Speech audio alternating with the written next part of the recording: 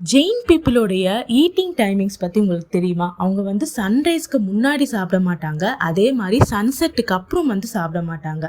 Microbes, குட்டி குட்டி micro organisms எல்லாமே வந்து காற்றுல வந்து இருக்கும். அது எல்லாமே சன்லைட்டில் வந்து மறைஞ்சு போய் வாழுமா. அது வந்து எங்கே நிழல் இருக்கோ அங்கே போய் வந்து தங்கிக்குமா. ஆனால் வந்து சன்செட் ஆனதுக்கப்புறம் அது எல்லாமே வந்து காற்றுல வந்து கலந்துருமா, வெளியே வருமா.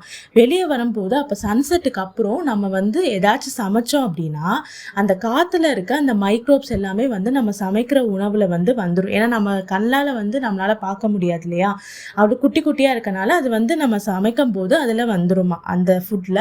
அது மட்டும் இல்லாமல் நம்ம சன்செட்டுக்கு அப்புறம் சாப்பிடும்போது அந்த உணவுலையுமே வந்து அது வந்து விழுகிறனால நம்ம வந்து நமக்கு தெரியாமலே நிறைய குட்டி குட்டி உயிரினங்களை வந்து சாப்பிட்டுட்ருக்கோம், மைக்ரோப்ஸை வந்து சாப்பிட்டுட்ருக்கோம். அதனால வந்து சன்செட்டுக்கு முன்னாடியே வந்து என்ன பண்ணுறாங்க அப்படின்னா ஜெயின் பீப்புள் வந்து சாப்பிட்டு முடிச்சிருவாங்க.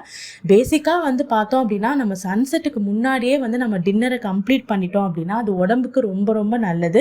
நம்ம உடம்புல வந்து மெட்டபாலிசம் வந்து அது இன்க்ரீஸ் பண்ணும், டைஜஷனும் வந்து ரொம்ப நல்லா இன்க்ரீஸ் பண்ணும்.